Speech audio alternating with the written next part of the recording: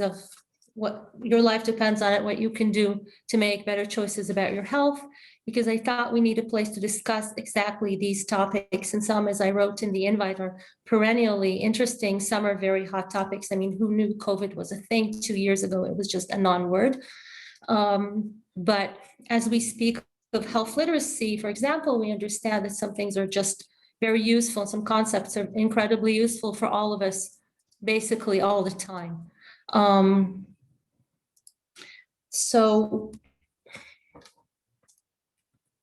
yes, so this is our first one.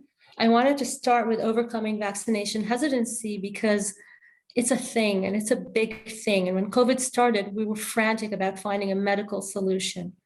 Then we were frantic about finding a logistic solution. I think we still are in many countries, in many states. How do we distribute? How do we even mobilize vaccinations around? How do we get them? How do we manufacture? But from what I'm seeing and understanding, once this is over, we'll be dealing with, or maybe some of us are already dealing with, vaccination hesitancy, which is more of a psychological issue, and that's where I come in. So today we'll discuss, is this a problem? I think we all know it is, but as a good scientist, I have to demonstrate that it actually is. Is this a new problem? And there's a hint here for some of you who are in the pharmaceutical industry. Think adherence to medication, which is not a new problem at all, but it's there and maybe it can teach us some things. Since I have a PhD in psychology, I'll bring psychology to the rescue with comprehension and trust. And trust is a huge, big, mega big word today. I could not emphasize this enough. Then I'll bring some concepts from behavioral economics, such as temporal anchors and nudges. And we will end with my wonderful, wonderful colleague, which you will see that the word wonderful needs to be repeated more than twice to describe her, Dr. Radit Ravitsky, who I'll formally introduce when we start. So let me tell you who I am and why we are here. So first of all, I'm a researcher. I did my postdoc at Princeton University with Daniel Kahneman, hence the behavioral economics. I taught at Wharton, and I'm a visiting researcher at the University of Cambridge. I'm also a consultant mainly because I think as researchers, as people of science who study medical decision-making and health, we have an obligation to bring this knowledge to the field. So I did a lot of work with Pfizer, and I'll also present a study that I did with an educational grant from them. My first consulting gig, for which I'll be always grateful, was with Johnson & Johnson, where we created something for the UN Special Assembly, a non-communicable disease, again, from the angle of health literacy, thinking, why are people not following up on things that are great for their health? Maybe if only we explained it a little bit better and in a more vivid way. And these are concepts that I think will be emerging the whole time here. I also was very fortunate to work with FCB and through them with various pharmaceutical companies, and likewise with InTouch Solutions, both, if you know, are health advertisers. I wrote that I'm an entrepreneur. I wasn't a very successful entrepreneur, but you have to own up to your successes and not so great successes as well. Buddy and Soul was a wonderful idea of a platform that would allow people to engage with their health in a way that really gives them tools to do that and doesn't just say, oh, be a good patient, have more willpower, manage your medical condition, manage it emotionally if you even know how to, etc. We created amazing courses to do that, which we have now converted into ebooks. And we were at the IBM AlphaZone Accelerator. I've also mentored for Microsoft Ventures Accelerator. Among the one of the companies I mentored is now Wisdo. They didn't start out as Wisdo, but that's who they are now. And it's very exciting. And talk about exciting, Your Life Depends on It, is my book that's coming out in September by Basic Books. They're an imprint of Hachette. And as you can see from the picture, it's calling you, inviting you, screaming to you to come in and engage with it, because it gives really good information for people. And I'll elaborate on who people are in a minute. People are patients, people are their doctors, people are their healthcare organizations, their pharmaceutical companies, anyone who wants to help regarding making better medical and health choices. And what I show is that I give patients great tools to do that, but they need help. they don't operate in a void. There's a larger context, and doctors and organizations have to step up. So please read it, order it, and put it in the hands of anyone who can benefit from it. And you'll be making me very happy, and I think you'll be making the world a better place. So that's enough with shameless promotion. Is this a problem? Is vaccination hesitancy a problem? I dare think it is, otherwise you wouldn't be here. Let's look at the graph over here that's telling us it's old numbers, but I think the proportions are great. So on February 21st, we had 19% of Americans have already vaccinated at least one dose. Remember that at least one dose, to be continued. We had 32% of Americans saying we would definitely vaccinate, 17% saying we would probably vaccinate, and then we had 15% of Americans saying probably not, and another 15% saying definitely not. This tells us that we have a problem. For some, definitely, because if you don't vaccinate, you might catch COVID. It is not wonderful to catch. It's dangerous, as we all know, or the world would not have come to a standstill because of it. And it also puts everyone in danger, not just of getting sick, but of being stuck at home, of not being able to go to work, maybe losing their job, not being able to send their kids to school, not being able to go out, et cetera, et cetera. So it's bringing the world to a standstill. But what we see here is that the picture is varied, and we'll see how it's varied a little bit more in a minute. So those who are not vaccinated are in medical peril, but the rest of us, I just love the movie, Definitely Maybe, so I can't use it enough. So is this a problem? Yes, maybe. Because if not enough people vaccinate, the world can't go back to normal. I can't travel. There are many things I would love to do, maybe even meet my students in person, not just through this Zoom screen, and I can't. So guess what? This has to change. And those who are not vaccinating are making it harder for those who are. So what will get these people to vaccinate? It's a good question, right? Because there's 32% who say definitely. And there, my friend who teaches in Northwestern and was considering going to vaccinate in Wisconsin, an hour away from home, because she really wanted to vaccinate. She ended up getting an appointment in Walgreens, not so far from her place, but she would go. And she would spend an hour in the car back there and an hour back to do it.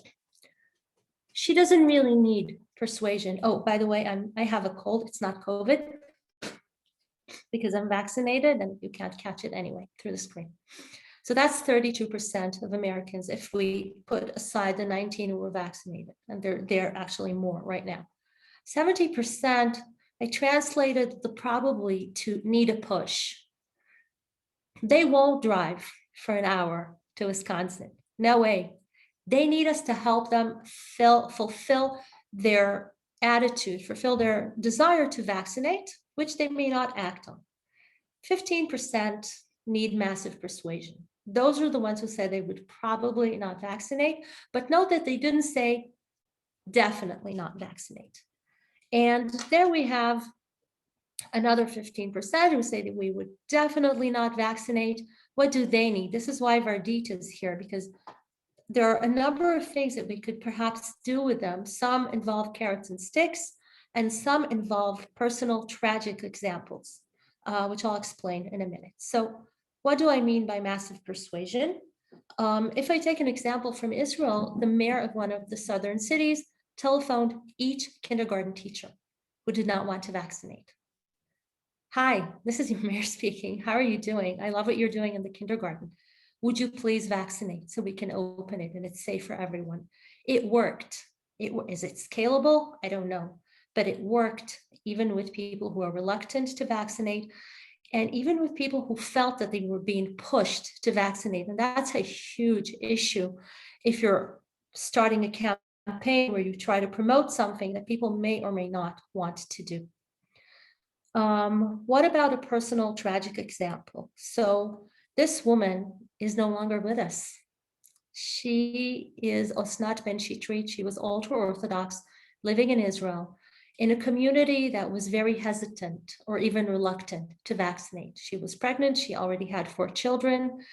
And among her community, vaccination hesitancy is prevalent, and also among other pregnant women. It was prevalent because women were not sure whether the vaccine is safe or not. They could read the medical literature, but could they really? And she didn't vaccinate, and unfortunately, she died. So after she died, very quickly, her husband said, she's a martyr. And she died so that other women who are pregnant will vaccinate.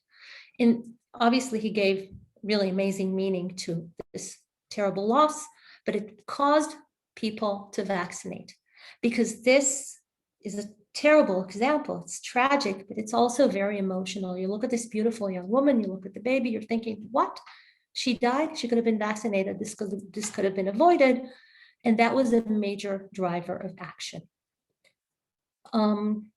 So is this a problem elsewhere? I hinted about Israel, and I think Israel is an amazing example because vaccines are available, they're freely available, the government is pretty much pushing them, you can get them easily, and there are currently no restrictions. Anyone over the age of 16 can vaccinate. What we're looking at are numbers of people who did not show up for the second vaccine. What? We have a new problem on our hands. We have secondary non-adherence. Primary non-adherence is not showing up at all. That shows you're hesitant or reluctant to vaccinate. But we're looking at people, millions of people who actually showed up the first time. What happened? 2% didn't come out of the first million. Okay, let's be nice. Maybe they died. Maybe they got sick. Maybe something happened. They traveled. Okay, when we look at the second million, the percentages go up, it's 2.4. Third million, we're up at 4.3. Fourth million, 6.3, 8.2. What's happening? May I venture a guess and say, we're asking people to do something medical. Ping, you get a shot. What happens? You don't know what happens. You might feel bad, actually, and that's a side effect, and that's what you feel. You don't feel the immediate benefit. In our minds, we ask ourselves, so why did I do this? What's the benefit? And am I seeing sick people around? No, I'm seeing fewer sick people around because more people are vaccinating.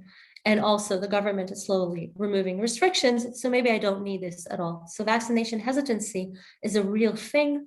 Also with the second vaccine, that's definitely something to consider. The Lancet wrote a report that's like death by too many words, but what they said is, why are people not vaccinating? Ongoing distrust of the medical community, poor or inconsistent public communications on the safety of vaccines to prevent emerging pandemic threats. We have a problem. We have a problem of trust. We have a problem of information. And when I look at this really promising graph on the New York Times, I'm asking myself, is this being taken into account? I don't think so, because it's a linear graph. And what we see here are numbers of people who have vaccinated on March 20th. That's 24% of the American population. And the graph is linear, my friends. It assumes that people will be vaccinating at the same rate. 50th percent, 70th percent, 90th percent. Seriously? Are we forgetting the probablys, the probably nots, the definitely nots? I think we are. I think this picture might be a tad too optimistic. Sadly, obviously, I wish it were different. Is this a new problem? Does anyone here know what non-adherence to medication means? That's obviously, we all do, and we all deal with it. More than half of those are prescribed diabetes medication, quit taking it after 1 year. And this is secondary non-adherence. You start something, then you say, it's not working, I don't like it, side effects, blah, blah, blah. Likewise with antidepressants. People really need to stay on them to reap the benefits and not fall into the pit of despair, literally. But half of the patients quit taking them prematurely. So this happens all the time. Why does it happen? The adherence estimator by Colleen McCorney at Merck says there are three factors. One of them is medication, basically knowledge about the medication. What are the side effects? What's the safety? Another is knowledge about the disease. And as I said, 2 years ago, COVID was a what? What is this? It's not a word. You're making this up. So what's it about? Is it trivial? Could it be cured? Should we care? So there's knowledge here and there's motivation. The third factor is affordability. Thankfully, people are being vaccinated for free, although a recent New York Times report said that 7 million Americans don't know it's given for free and are worried about costs and therefore are not showing up. Let's see what people know about the vaccine. I took these quotes. They're for real. They're from Twitter. You have to read them.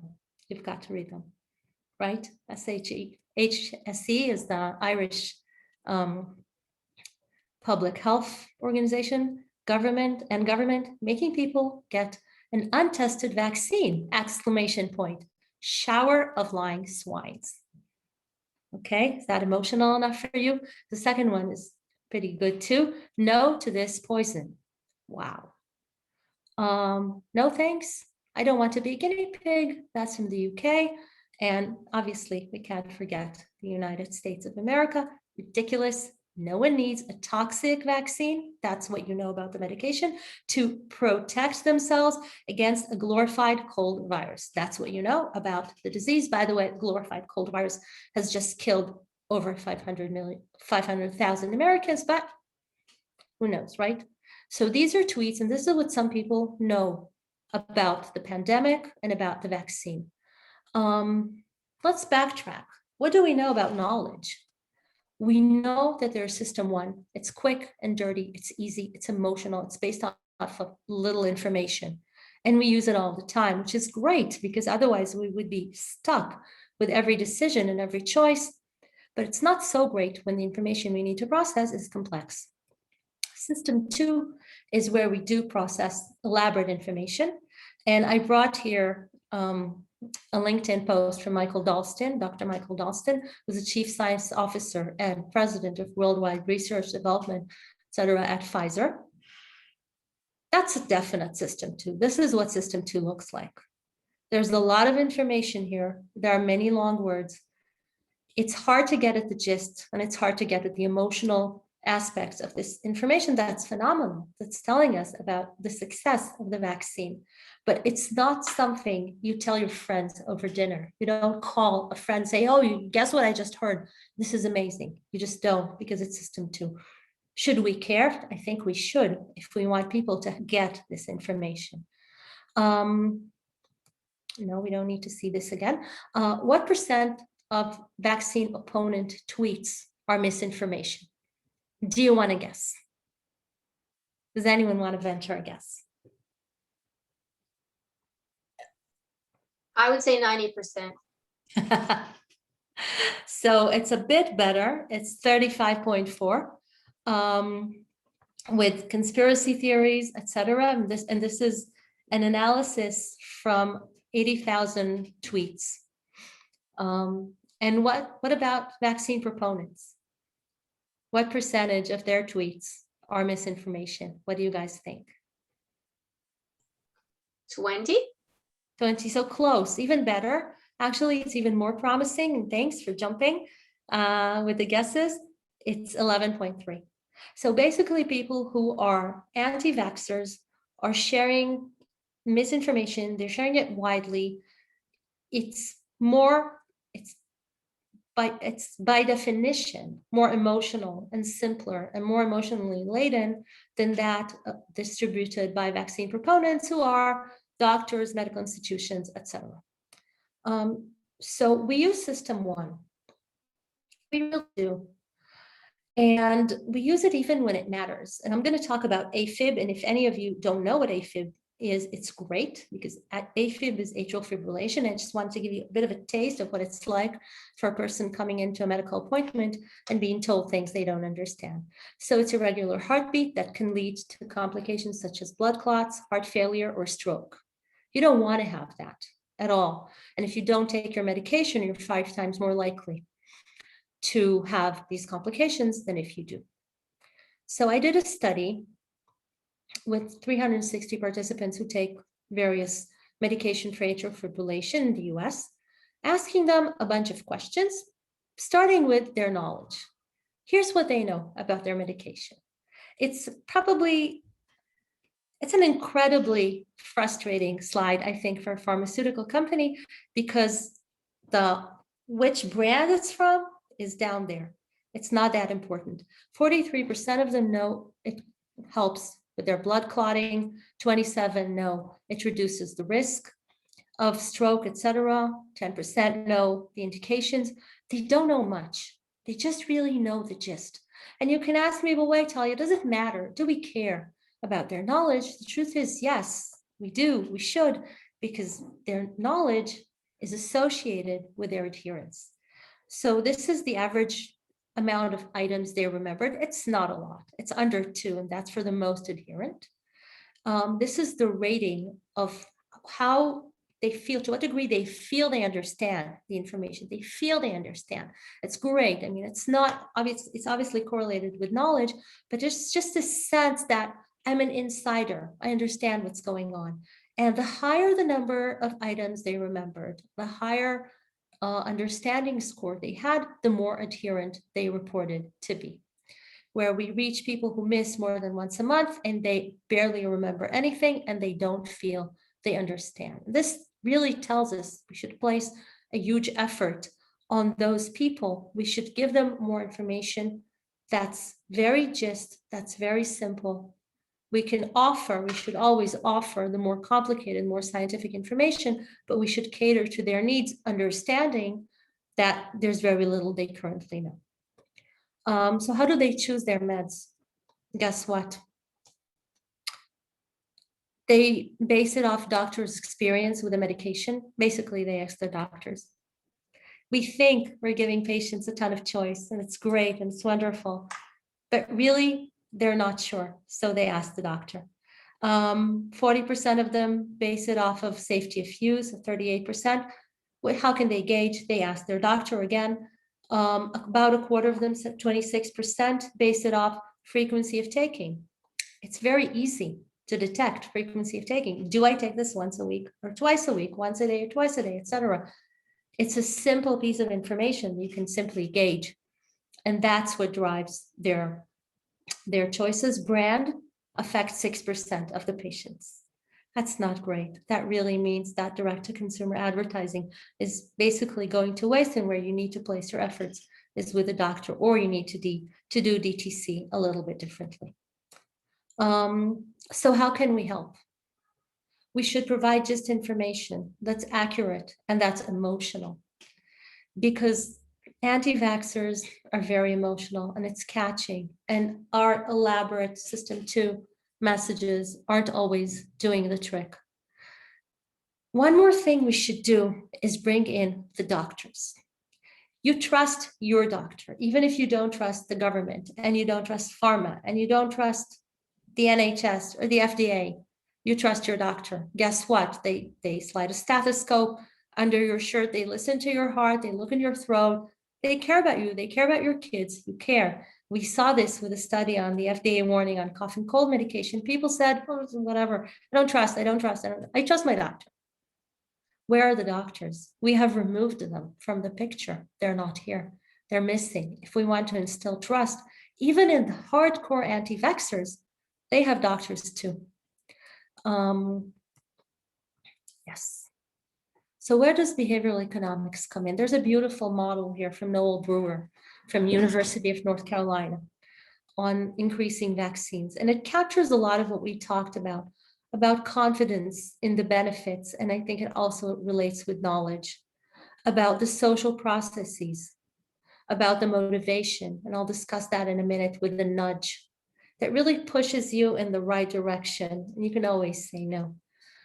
And something else that I think is often disregarded is ease of use, practical issues. Is it easy? Is it difficult? How do I book the vaccine? How do I schedule this? There was major uproar with people saying, I can't book this. What do? I called 20 places.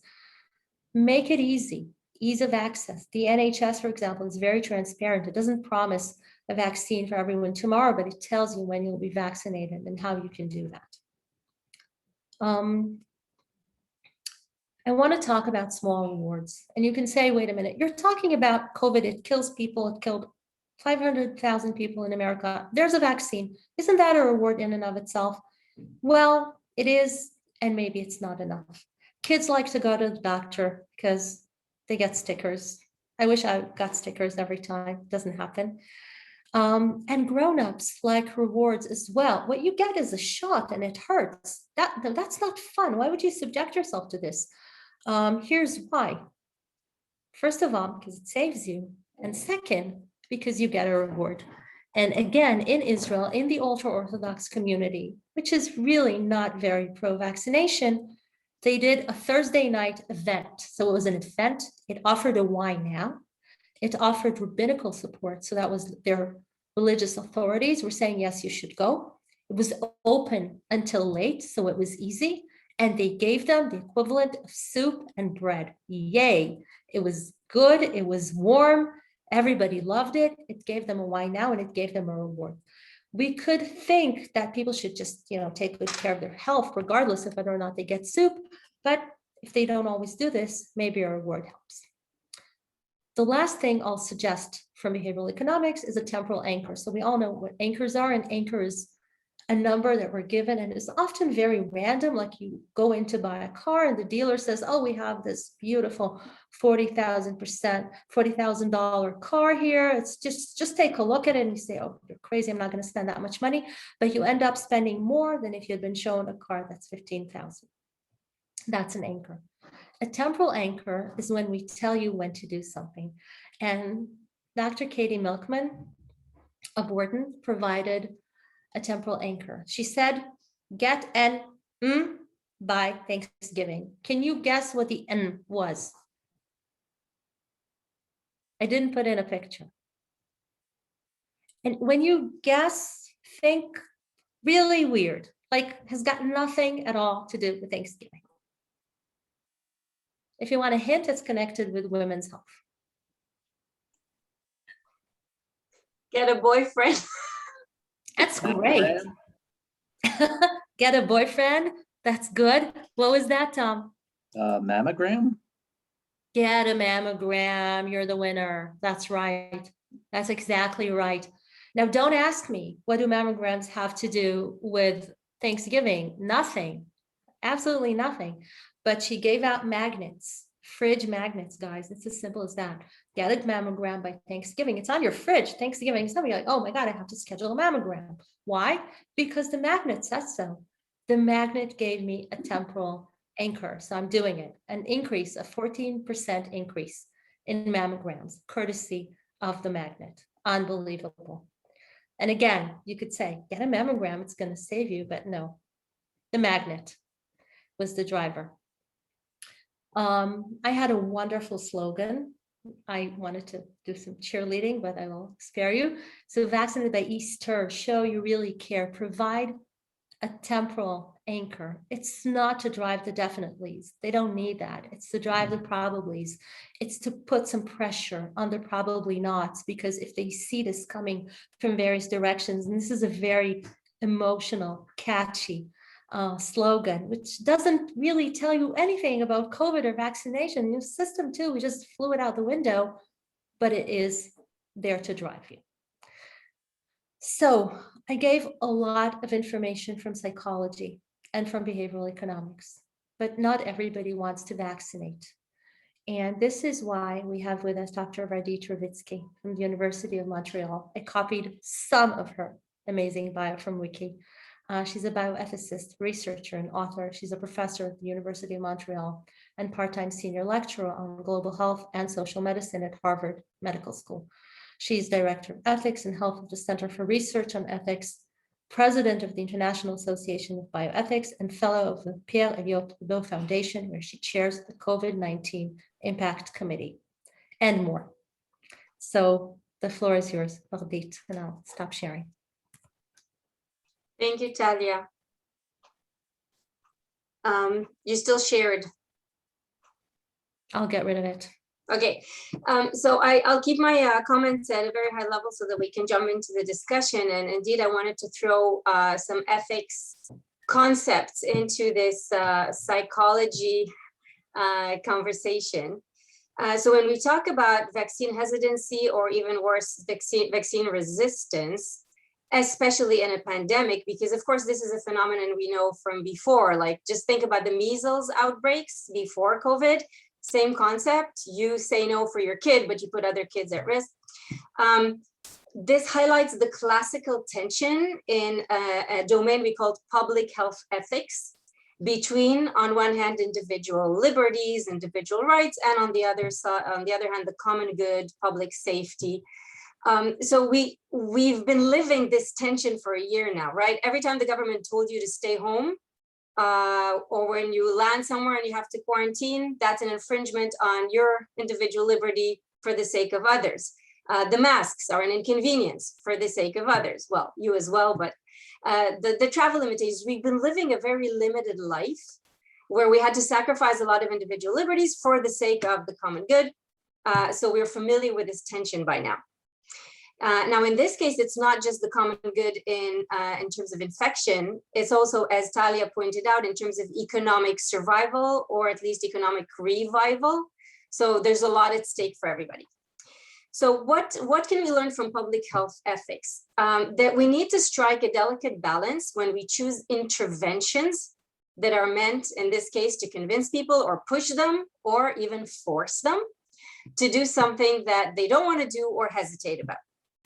And I want to throw at you three public health ethics principles that I think are relevant here, just to feed into our thinking and conversation. The first one is proportionality. So public health benefit of your intervention needs to outweigh the infringed moral consideration. Okay, so let's say if I legislate, like Israel forced the green badge, the vaccine certificate on everybody, it infringes on some liberties, but the government considered that the benefit outweighs this infringement. So that's proportionality. Second one is necessity. We always have to look for alternative strategies that are less morally troubling. And if there are none, then we can go with this intervention. So what we choose to do has to be necessary, considering there's an ethics price to pay. So if you're going to lock people, like Quebec has a curfew, you're not allowed to leave your house after 8 p.m. That's seriously restrictive in terms of individual liberty. You have to make sure you've exhausted all the other options if you're going to lock people up in their houses after 8 p.m. So it has to be necessary. And the third one I want to mention is the principle of least infringement. So if you're a public health agent or a government, you need to seek to minimize the infringement of general moral consideration. So if a policy is going to limit my autonomy, my liberty, my privacy, I need to seek the least restrictive measure.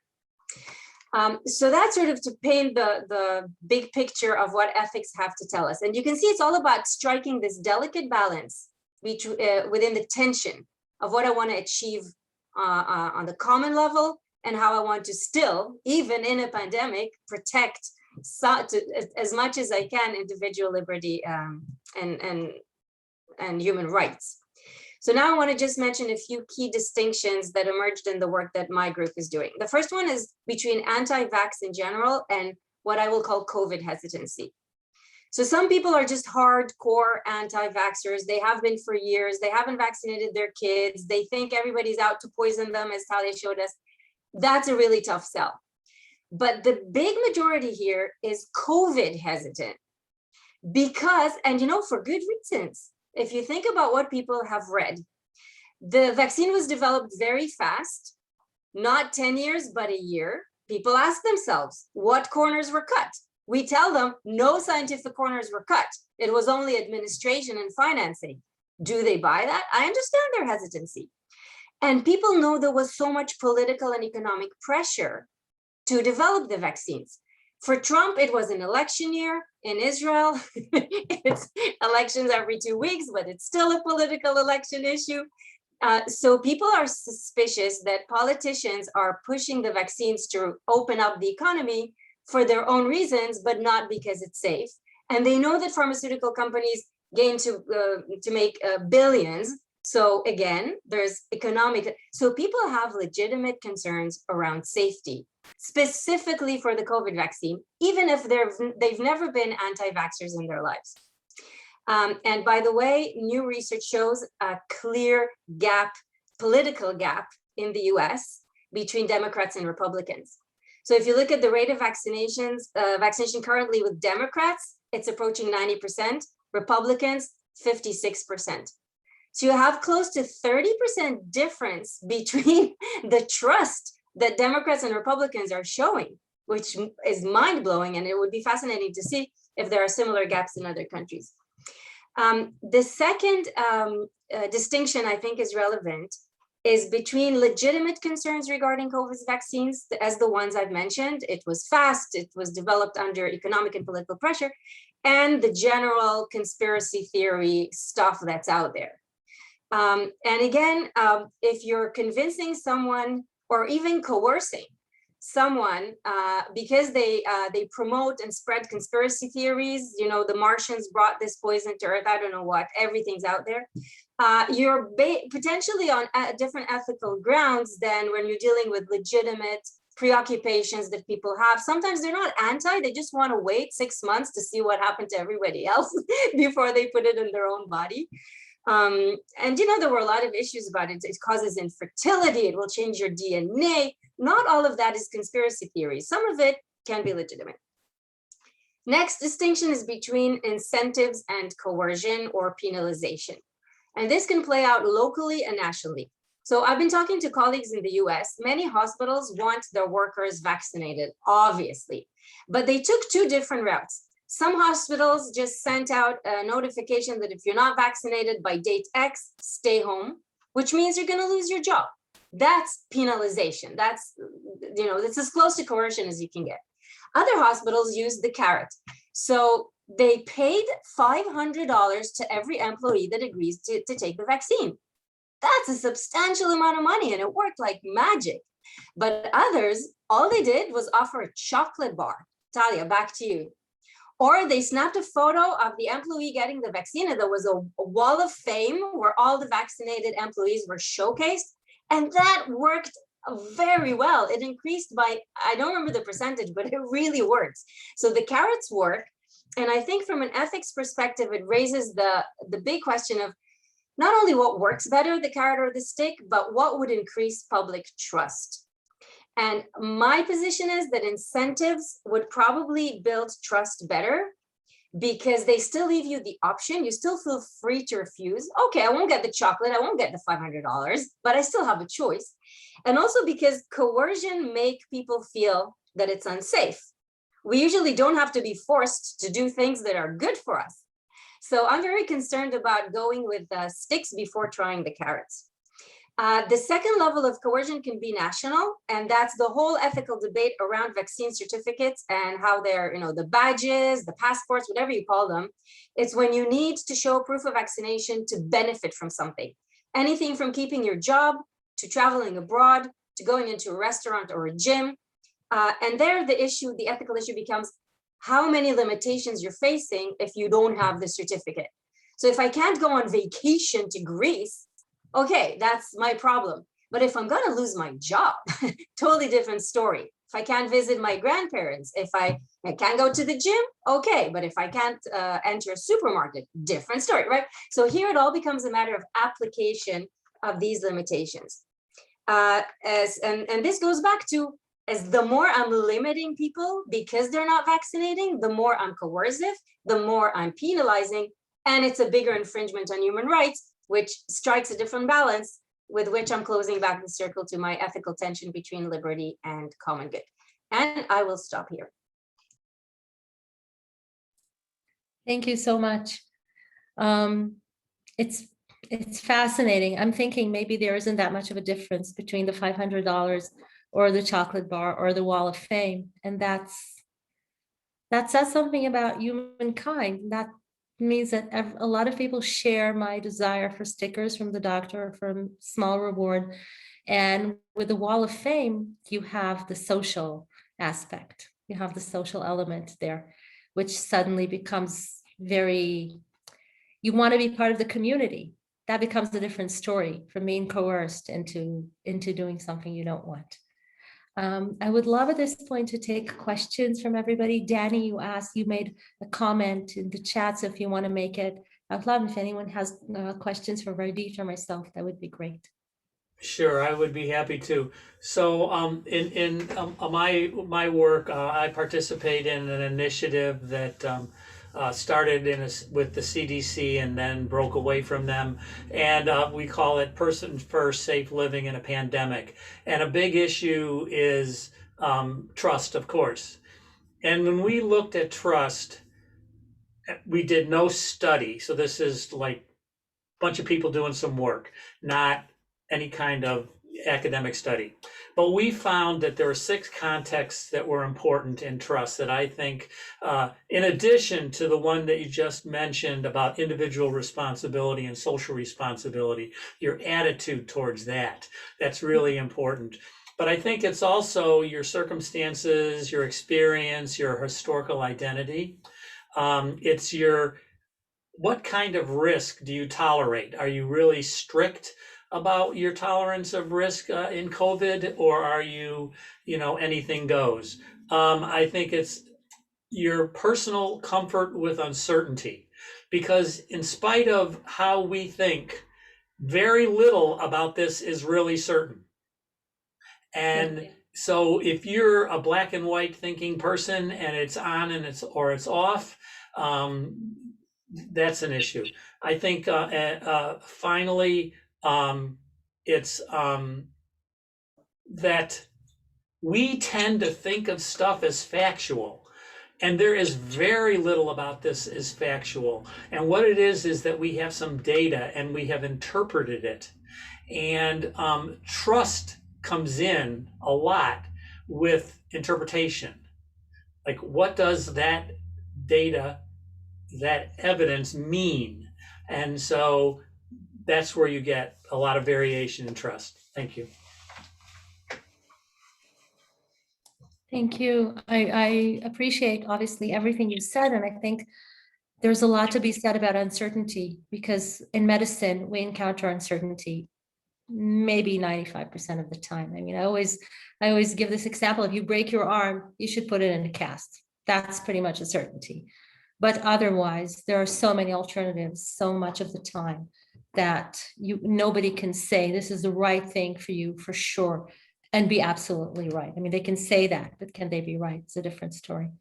Does anyone else have a question or a comment? Yeah, I had a quick question for Vardit about one of the comments you just made with regards to incentives building trust. I like the concept of the carrots and the incentives, and obviously that plays a big part, but I'm not clear on how that goes towards building trust.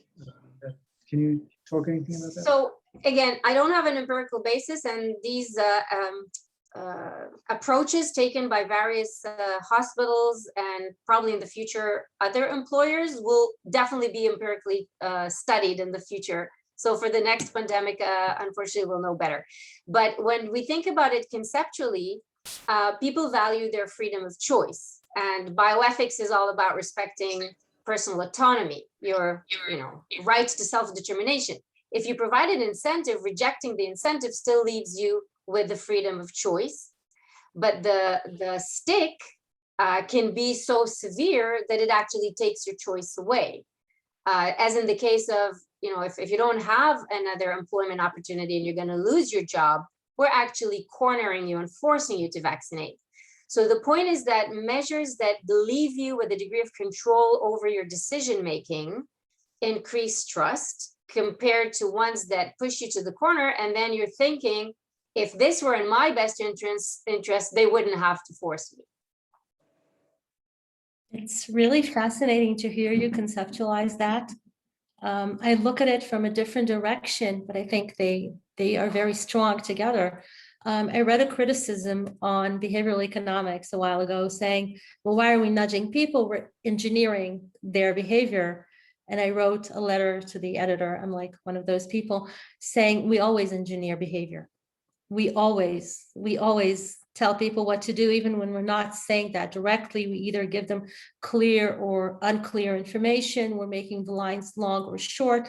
We're engineering their behavior. And with nudges, it's libertarian paternalism. So we're saying vaccinate by, come get this warm soup. Hey, it's Thursday night, come get the soup. If you want to, you do. And if you don't want to, you don't, and that's fine. And likewise with other interventions like Save More Tomorrow, et cetera, we make a behavior easier, which we think is better for you. We may be wrong. If you think we're wrong, you just don't take up on that. And Ashley wanted to ask us a question. So go ahead, Ashley. Hi, everyone. My name is Ashley Denegri. This has been fascinating. I'm a behavioral epidemiologist by training, so this is right up my alley. But my question was this. One of the things that I've come across, I work in health communications, and one of the criticisms that I've come across sort of the scientific community in general is that we make this really kind of hard to comprehend, and that the way that we communicate amongst ourselves really doesn't translate to the layperson who, maybe may not have the scientific literacy that we're trained with, and is just really trying to figure out if there's any risk. So I was wondering if you both could comment on that, and if you had any suggestions for ways that we could improve our communication such that we're better at getting our messages across without coming off as suspicious. Talya, do you want me to jump in? Always. Okay, so Ashley, thank you for this, because I actually didn't have time to cover all the distinctions I wanted to throw at you, and this allows me one more, which is this distinction between sort of legitimate concerns, for example, pregnant women, children, breastfeeding women, people with certain pre-existing medical conditions who are just not sure, and even their doctor may not be sure if this is good for them, sort of the legitimate concerns compared to the blatant misinformation that circulates on social media. So, this will rebuild your DNA. This is scientifically false. I know we said there's no facts. There are some facts. This will not rebuild your DNA, okay, in all of the cells of your body. So there's strict misinformation out there. And then there are domains where we just don't know yet, because the pharmaceutical companies have not studied these populations, or we're just waiting we don't know whether a vaccinated person can transmit the virus and to what degree. There are stuff we don't know. So I think when it comes to misinformation, fight it. Just fight it with everything you've got. And our team is doing a lot of research on what works, because the main spreader is social media. And on social media, there are super spreaders. And many of them are either politicians or celebrities. So you can do targeted interventions, and you need to work politically to make the social media platforms limit how much voice is given to misinformation and how to tackle it directly. I don't know if you noticed on Twitter, if you're about to share an article, Twitter pops out a window that says, would you like to read this article before you share it?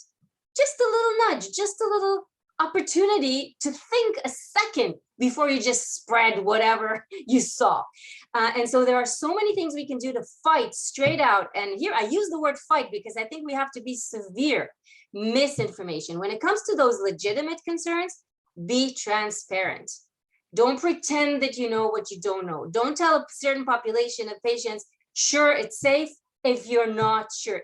Be transparent with the numbers, communicate complex information.